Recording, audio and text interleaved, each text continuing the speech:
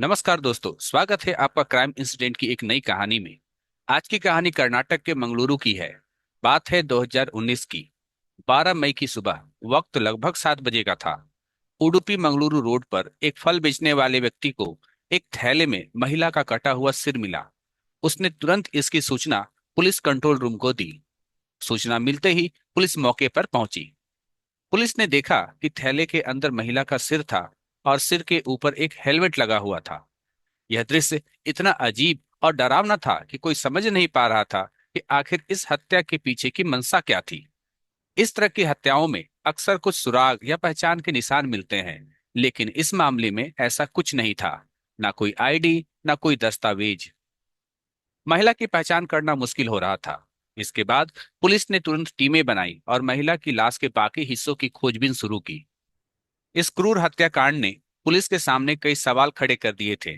महिला कौन थी, उसकी हत्या किसने की और क्यों की, और सबसे बड़ा सवाल, क्या इसके पीछे कोई साजिश है या फिर यह एक व्यक्तिगत रंजिश का मामला है।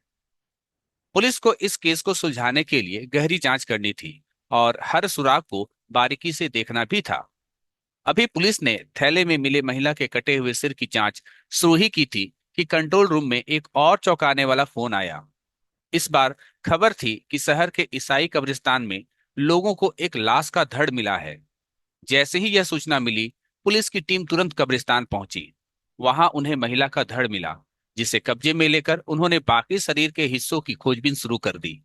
लेकिन यह डरावना सिलसिला यही नहीं थमा। कुछ ही देर बाद कंट्रोल रूम में तीसरा फोन आया। इस बार बताया गया कि कब्रिस्तान से कुछ किलोमीटर दूर सड़क के किनारे दो कटे हुए पैर पड़े हैं। यह सभी हिस्से उसी महिला के थे जिसकी पहचान अब तक नहीं हो पाई थी। इस पूरी वारदात से पुलिस को यह समझ आ चुका था कि यह कोई साधारण मामला नहीं है। किसी ने बड़ी बेरहमी और प्लानिंग के साथ इस हत्या को अंजाम दिया था और शरीर के टुकड़े टुकड़े कर शहर के अलग अलग हिस्सों में फेंक दिए थे। अब पुलिस के सामने चुनौती थी इस बिखरे हुए सुरागों को आपस में जोड़कर इस खौफनाक केस को सुलझाने की। सिर, धड़ और पैर मिलने की खबर ने पूरे शहर को हिलाकर रख दिया। चारों ओर दहशत फैल चुकी थी और लोग यह सोचने लगे थे कि आखिर यह खौफनाक घटना किसने और क्यों अंजाम दी। पुलिस ने मामले की गंभीरता को देखते हुए सभी थानों में सूचना भेजी और लाश के तीनों हिस्सों को जिला अस्पताल में रखवा दिया गया। पुलिस ने गुमशुदगी की रिपोर्टों की जांच शुरू की ताकि किसी लापता महिला से इस लाश की पहचान हो सके। तभी मंगलुरु साउथ पुलिस थाने में एक शख्स पहुंचा। उसने पुलिस को बताया कि उसकी बहन पिछले एक दिन से लापता है। यह सुनकर पुलिस का शक और गहरा हो गया। लाश के हिस्सों की पहचान की दिशा में अब यह शख्स पुलिस की मदद कर सकता था और यह संभावना बन रही थी कि शायद यह बिखरे हुए हिस्से उसी की बहन के हैं। अब पुलिस के सामने इस मामले को जल्द से जल्द सुलझाने की चुनौती थी, क्योंकि मामला जितना पेचीदा दिख रहा था उतना ही खौफनाक भी था। पुलिस इस शख्स के साथ हॉस्पिटल पहुंचती है, जहां लाश की पहचान हो जाती है। पता चलता है कि यह लाश श्रीमती शेट्टी की है, जो 29 वर्ष की थी। श्रीमती शेट्टी कंकनाडी इलाके में एक इलेक्ट्रॉनिक्स की दुकान चलाती थी और लोगों को ब्याज पर पैसे का देने का काम भी करती थी। अब चूंकि लाश की पहचान हो चुकी थी, लेकिन अब पुलिस को श्रीमती शेट्टी के कातिल की तलाश थी। जांच के दौरान पुलिस को पता चलता है कि श्रीमती शेट्टी शादीशुदा थी, लेकिन अपने पति से अलग रह रही थी। दोनों का तलाक नहीं हुआ था। इसके अलावा वह सुदीप नाम के एक अन्य व्यक्ति के साथ भी रह रही थी। हालांकि सुदीप के साथ उनका रिश्ता भी ज्यादा लंबे समय तक नहीं चला और दोनों अलग हो गए। पुलिस का शक सबसे पहले इन दोनों लोगों पर गया। सुदीप और उनके पति से पूछताछ शुरू की गई। पुलिस ने जानने की कोशिश की कि क्या इन दोनों के साथ श्रीमती शेट्टी के संबंधों में किसी प्रकार का विवाद या तनाव था। जैसे जैसे जांच आगे बढ़ती गई, पुलिस ने इन दोनों के अलावा भी संभावित साक्ष्यों की तलाश शुरू की, ताकि इस रहस्य से पर्दा उठाया जा सके कि आखिर श्रीमती शेट्टी की हत्या का कारण क्या था। पूछताछ के दौरान श्रीमती शेट्टी के पति ने पुलिस को बताया कि वह लंबे समय से उनकी पत्नी के संपर्क में नहीं थे। उनका कहना था कि पिछले कुछ महीनों से दोनों के बीच कोई बातचीत नहीं हुई थी। वही सुदीप, जो उस समय मंगलुरु जेल में बंद था, उसने भी यह स्पष्ट किया कि उनका रिश्ता काफी पहले खत्म हो चुका था और वह शेट्टी से कोई संपर्क नहीं रखता था। पुलिस ने इन दोनों के कॉल डिटेल रिकॉर्ड को खंगाला ताकि यह पता चल सके कि क्या उनकी बातचीत में कोई संदिग्ध गतिविधि थी। साथ ही उन्होंने अपने मुखबिरों को भी काम पर लगाया, लेकिन तफ्तीश के दौरान इन दोनों के खिलाफ कोई ठोस सुराग नहीं मिला। पुलिस अब एक नई दिशा में जांच करने का फैसला करती है।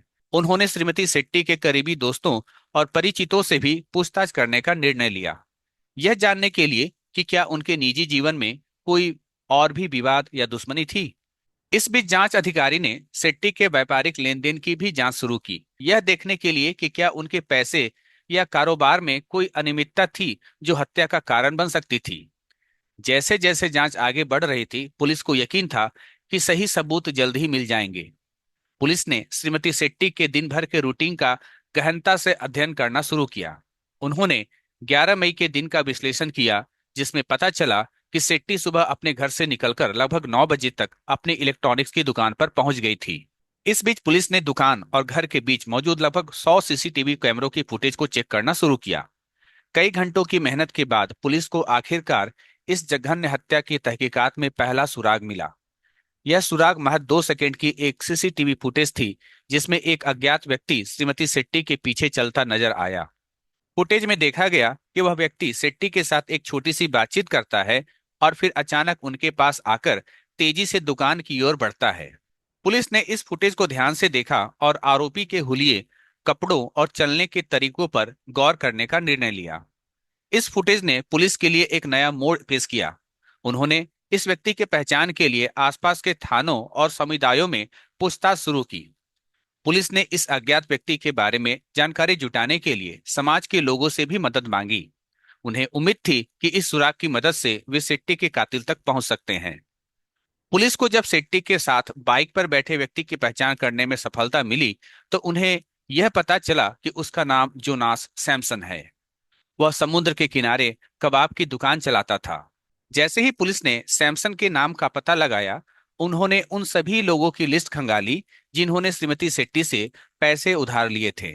सैमसन का नाम उस लिस्ट में पाया गया, जिससे पुलिस का शक और गहरा हो गया। 14 मई को पुलिस की एक टीम सैमसन के घर पहुंची। पुलिस को देखकर सैमसन में घबराहट देखी गई। उसने तुरंत दरवाजा बंद कर लिया और खुद को नुकसान पहुंचाने की कोशिश की। इस केस में पुलिस के लिए यह एक बड़ा अवसर था और वे इसे किसी भी हाल में नहीं गंवाना चाहते थे।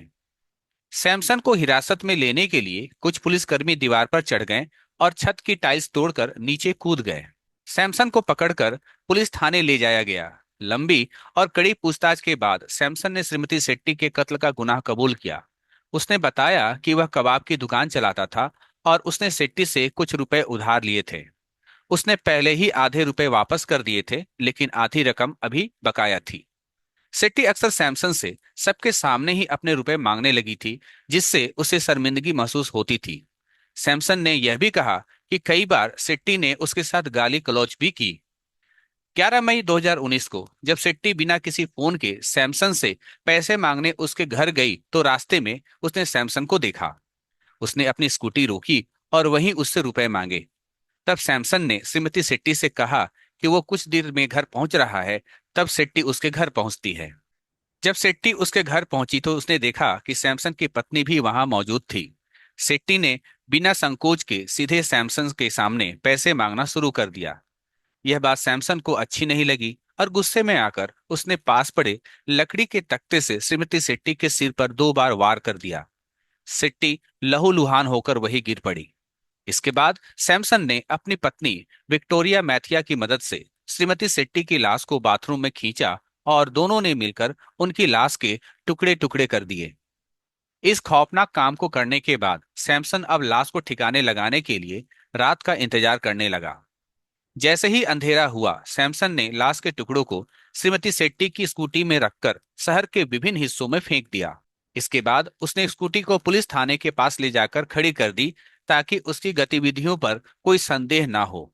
अगले दिन विक्टोरिया ने पूरे घर से खून के निशान साफ किए और अपने रिश्तेदार के घर चली गई।